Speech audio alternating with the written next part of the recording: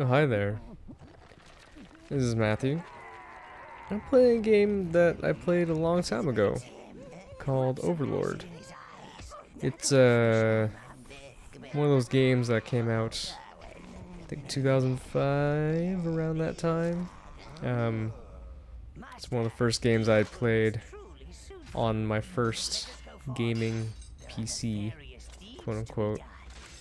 And it was kind of a test to see whether or not the graphics card I had bought, which is an ATI card, something, uh, would make it look beautiful. And I think it did a pretty good job. And this game it's interesting and it's fun, and it was written, the dialogue and stuff was written by Rhianna Pratchett, who is the daughter of Terry Pratchett, late and great author of the Discworld series, and she's written a lot of video games. And oh, it's gonna start. I don't really give a shit about this stuff. Game is really great in terms of its writing. A lot of fun. Can be a little kitschy at times. I also really hate the Jester character who shows up pretty soon. But you know, this is one of the games. Yeah, no, I'm cool. I played this game a lot. And so this is a game I played quite a bit, and one of the big things about it is that you can customize your castle, which is pretty cool. You can make it good, or you can make it more evil. And you kind of have a point in the game where you can choose to be evil or good. But I think for this playthrough, depending on how long I decide to play, I'm probably going to be sticking to being slightly good, considering I'm like a evil overlord type guy. Yeah, evil usually finds a way. So, the basic plot of this game is that you are kind of a, well, yeah, new overlord, but you were kind of abandoned by a bunch of heroes that you had gone to defeat the Dark Lord with or something. And these guys recovered you, and now you're kind of seeking revenge to get back at them. Unfortunately, your tower has been like completely demolished and destroyed. So your job now is to go and fix it. So, the game is kind of weird when you actually play it. I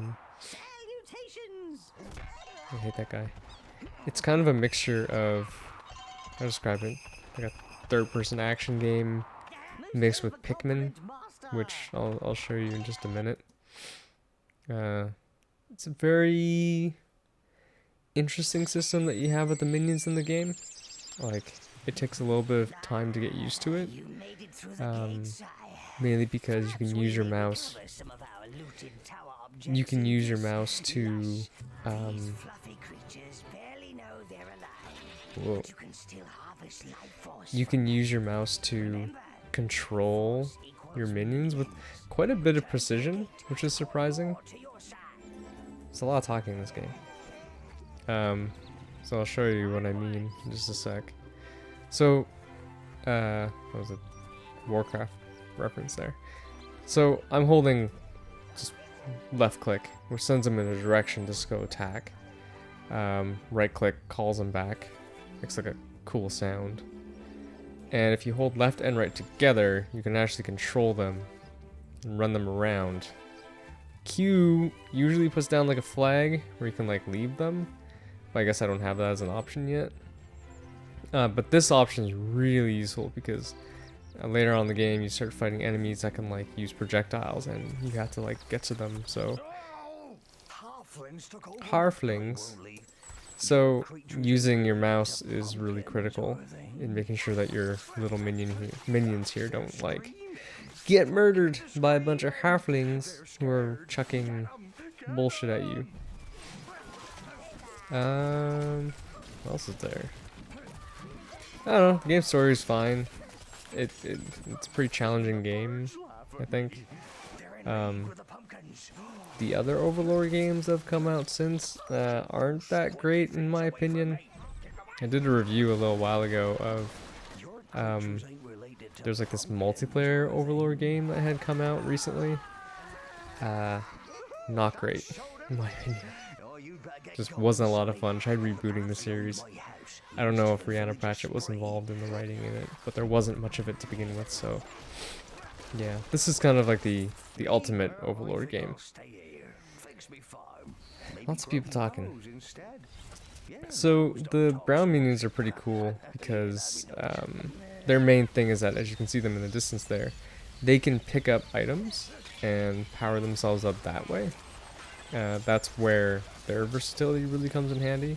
Like, they can pick up pieces of armor. You notice like they're wearing like coats and stuff.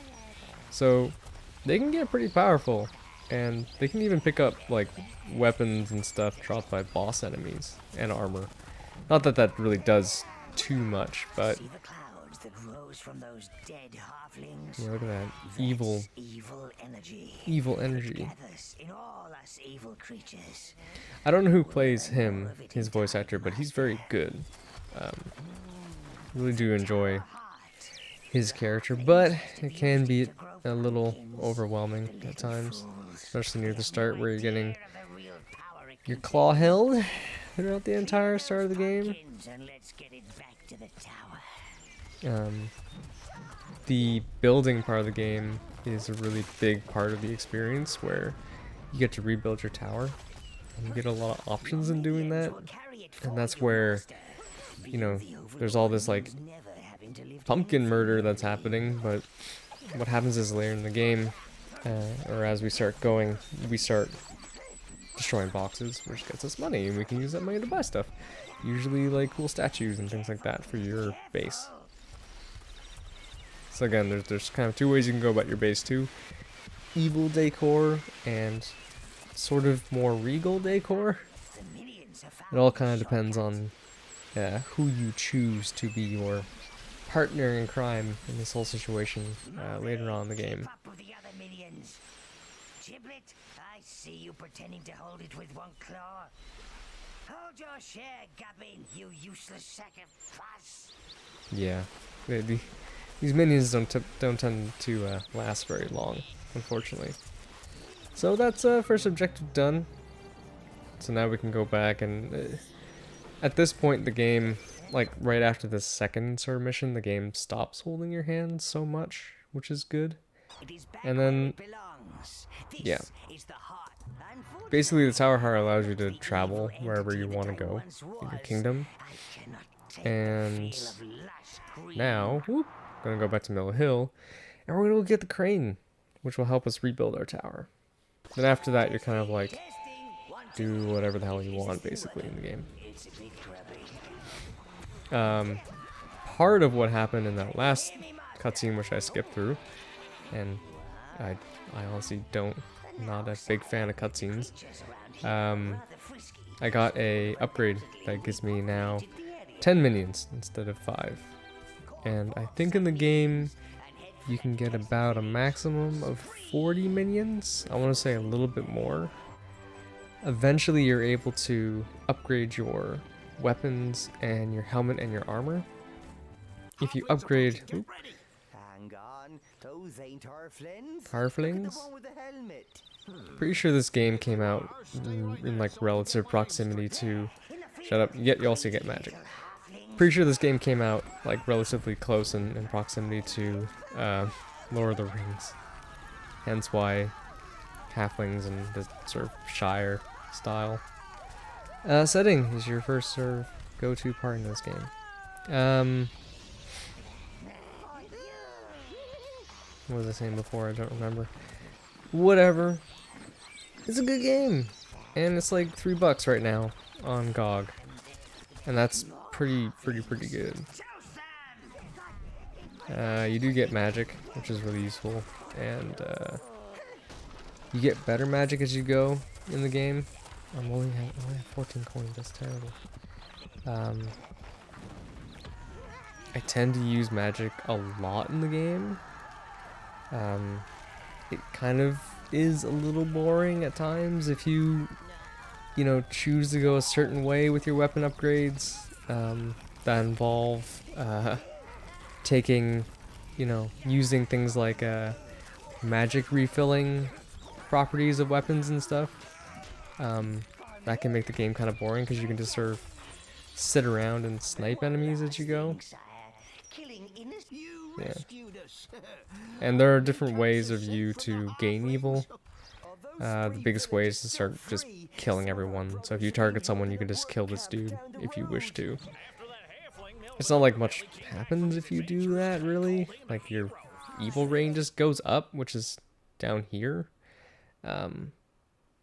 There are some benefits, some detriments to that, so whatever. Yeah, and you can open up little portals like this to summon up more minions, and that's it. It's a lot like Pikmin. It's like a British fantasy Pikmin. That's kind of what this game is. One thing I will say is that in the game, my most hated enemies aren't. They're not. There's no specific enemy that is like. There are like a lot of enemies in the game, and a lot of them, if you don't watch your guys carefully, they will swarm your guys and kill you. Like, I can take down a group of a group of halflings like that pretty quickly, but you know, if left untended, you know, you can have one or two minions get stuck in a corner and then just get killed, and it's not great. It's the only part of the game where it is kind of like you just have to be more cognizant, I think, of your minions than in Pikmin. Pikmin, they do tend to sort of follow you around. That's at least my general experience. But I mean, the more you stick around with your browns, later on you get a bunch of different minions, and you can cycle through the menu here really annoyingly. But you can get like lots of armor, and you can really upgrade. Right now I'm kind of like speeding through a bit more than I usually would in the game, so we're missing out on a lot of boxes that we could explode and better armor that we can get. But, you know, these guys can be pretty durable, is what I'm saying. Right now I'm kind of abusing them.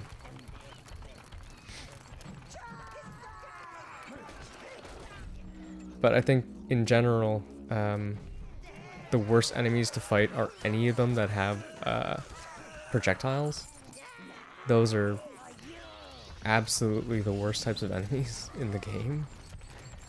For whatever reason, they're given way more power than most.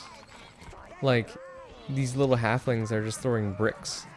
It's also, keep in mind too, with like your minions and stuff, like, it's not just you, it's not just your minions that can get damaged. You know, you also have your own health bar, and you have to be aware of that as you play. And there are ways to, like, you know, ensure that your guy doesn't have to worry about health, and you might be doing that in the game just because it makes the experience a little easier.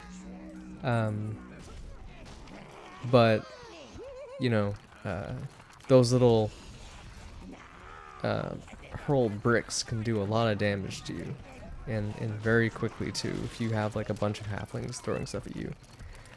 Later on in the game, you start fighting these sort of sand ninja type things, and they get really, really annoying because they can basically kill your minions in like 1 or 2 hits or something. So, not fun. Not fun. But the game overall is still fun, and that's good. Hey, help us out. You can. over there, but they've got a big old troll guarding them. So I'll show you a trick to take down the troll. It's basically just to hit it with fireballs. Because in the game, if you use your fire magic, something they don't tell you right at the very beginning of the game is that if you hit an enemy consecutively with your fire, you can cause it to go on fire, and it'll take lots of damage without you having to do anything, basically. Over there, but they've got a big old troll guarding them. Yeah, okay. So for instance, if this guy's here, it's like, oh no. Oh shit. That was bad. So, okay, well, that didn't really... Oh, shit, I killed a friendly peasant. That's bad. Well, this has been fucked up. And not great. But, you know, not everything always goes as planned. And that's fine. You just kind of roll the punches as you go. I had done a test recording that had gone much better than this, which is frustrating. So, yeah. Magic is pretty important, and you get different spells as you go.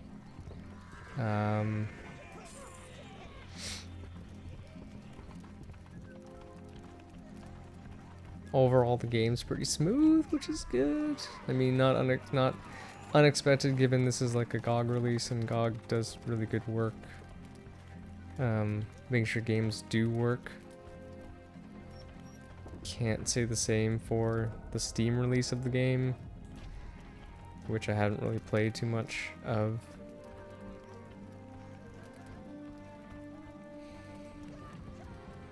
Our liberator. Hey, we don't need this crane anymore. Yeah, it's a weird mixture of British and like American, like weird voice acting. It's kind of annoying. Unfortunately, I don't think that the people of Spree, which is the main town, I don't think they like me very much.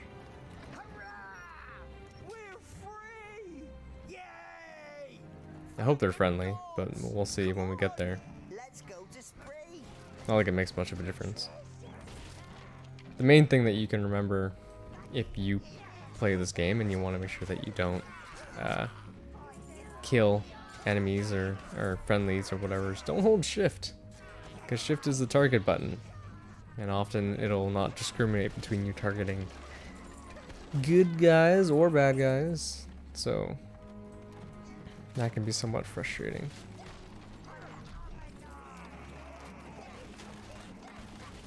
I do appreciate how efficient these guys are in destroying things. It just makes the game go like that much faster when you play. And eventually, as I mentioned before, you get like 40 minions, so you have like this huge swarm of guys running around just murdering everything. That's fun. So now we got our crane, and our tower is like under construction. And this kind of starts us off on the right path throughout the progressing in the game's story. Ooh. Kind of a messy reno. Now we have the crane, we can start to rebuild your tower, sire. Oh. That crane is just the job. Your minions are opening up the dungeon. Do go see. So I love that the next thing is get a mistress, find a woman. Soothing. You're an evil lord. You need to steal a lady. That's your main goal in the game. Already defeated it once. Get out of here. So different areas in the game in the tower also open up. Down there is like a pit where you can fight enemies again that you've already fought, which is good for grinding for... Shut up. You know, this is why sometimes I play games and I'm like, you know, it's great, and you know, you want to create a nice clean recording where like you can talk while not having to talk over people. But then you have characters who just decide they just want to talk and be annoying the entire time you're playing. Sure you don't need me to tell you that there are evil deeds that need doing. No. So different areas get opened up over time, and you can also get items to upgrade yourself. And we're gonna go and explore a little bit more. And gonna probably get all the way to the next little dungeon area and then call it a day, I'd say. You know, doing this Let's Play stuff is pretty strenuous on my body. I have to sit here. I have to talk. I have to make up shit to say when there's actually not much to say. Oh boy. So this is something that okay, you guys have to stop.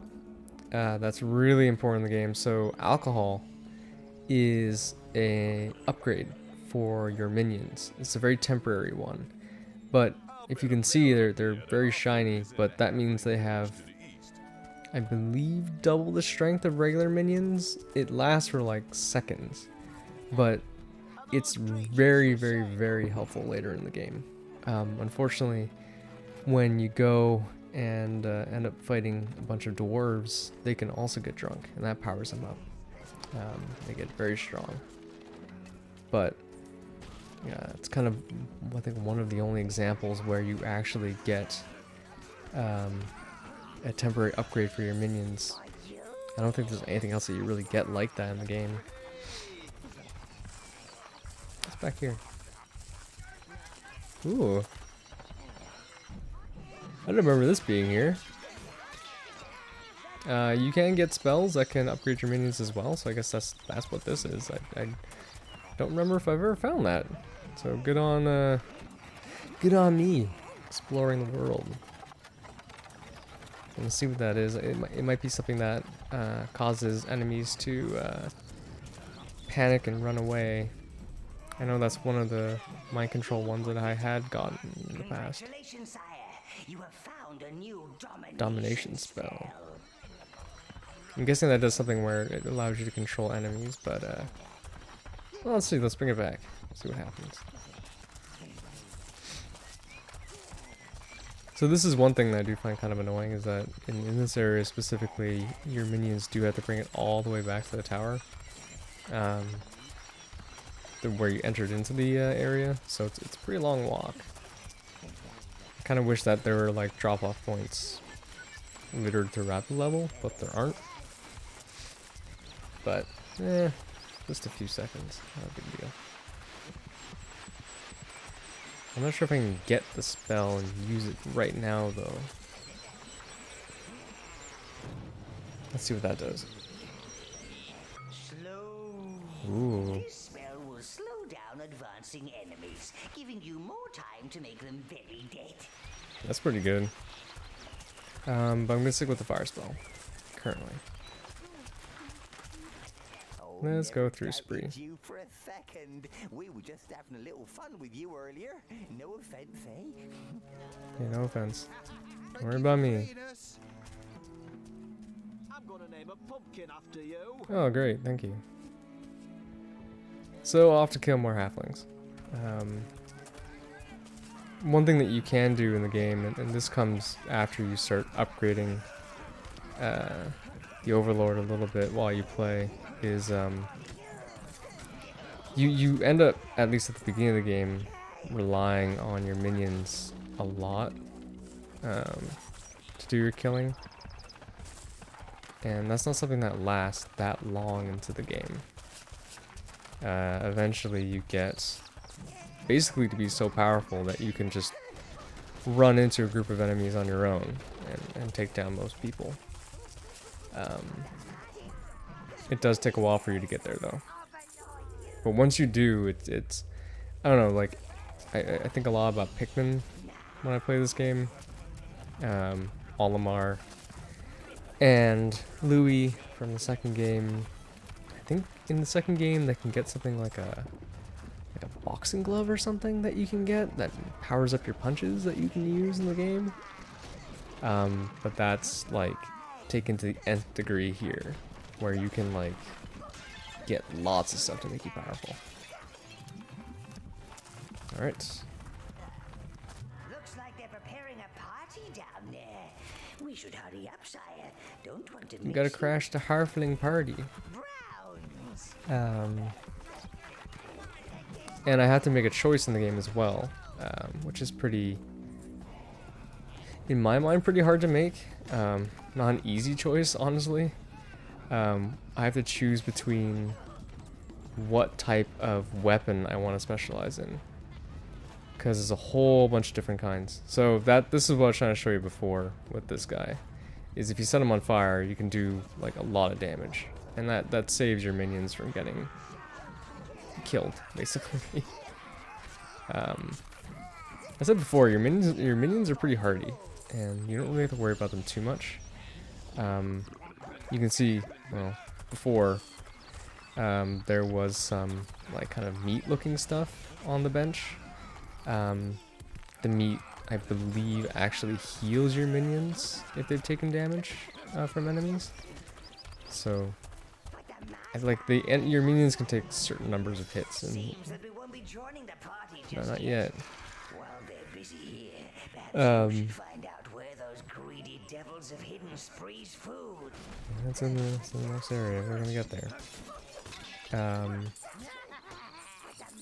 Ooh, lots of money. Actually, this is no money at all. This is very little. You get a lot going forward into the game.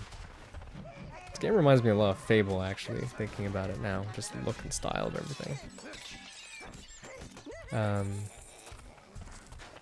But one thing I do really like in some video games, and this is something that it's in this one. I'm not sure if it's in some other games I can think of where you can get it to do it as well. Is I love it when video games will take your character's wealth and actually give it like context.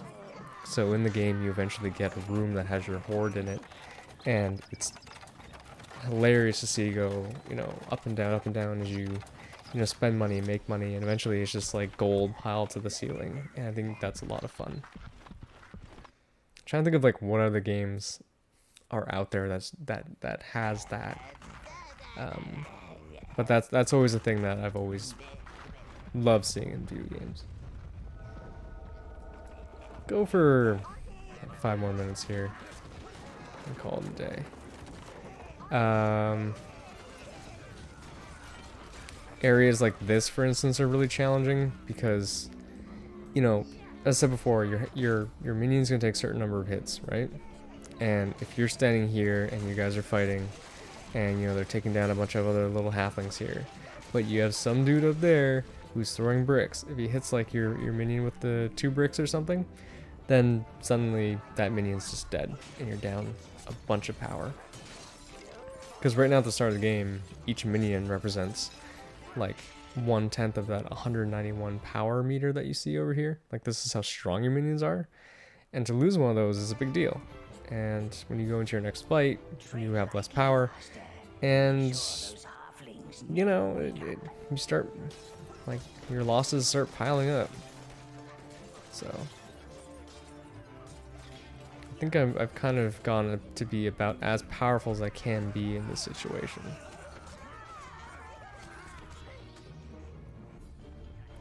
That's pretty easy.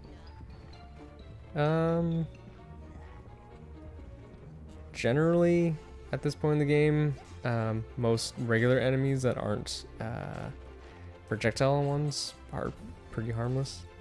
So, I mean, you can send your minions in, and they can, you know, do a pretty good job killing most of them. Why did they send me in here? Unclear.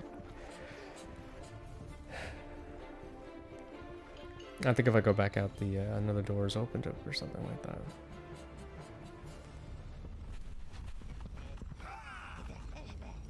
This door would have opened up. Or you had to do that. Oh, they have to do that. Okay, never mind. So this is kind of a weird mechanic. You can send other enemies to attack other enemies as well in the game. You do that a little bit later, I think, with these green slug enemies that you find. You can send them after other enemies. But that's not going to be for a while, and I hate those slugs. Those things are kind of the worst, honestly. It's like certain enemies in the Pikmin games, like the frogs being the worst.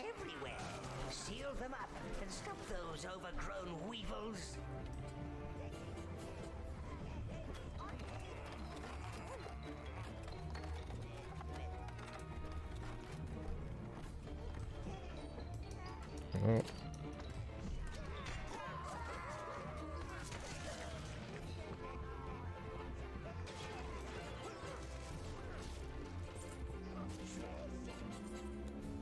Well, I'm gonna skip all that loot.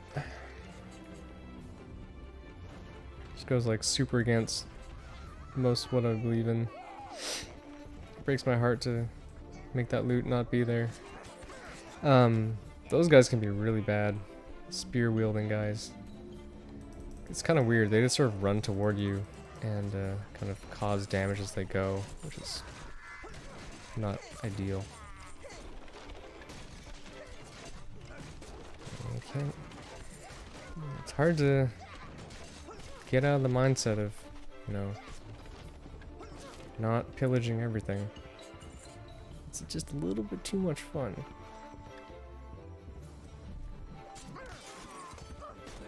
Every little bit of gold helps when you go forward in the game.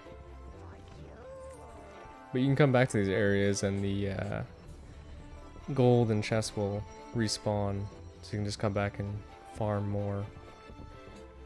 This is also an area where your minions can get hurt quite a bit, because if they're holding a item like that, they'll just stand there and hold it like idiots and let themselves get murdered.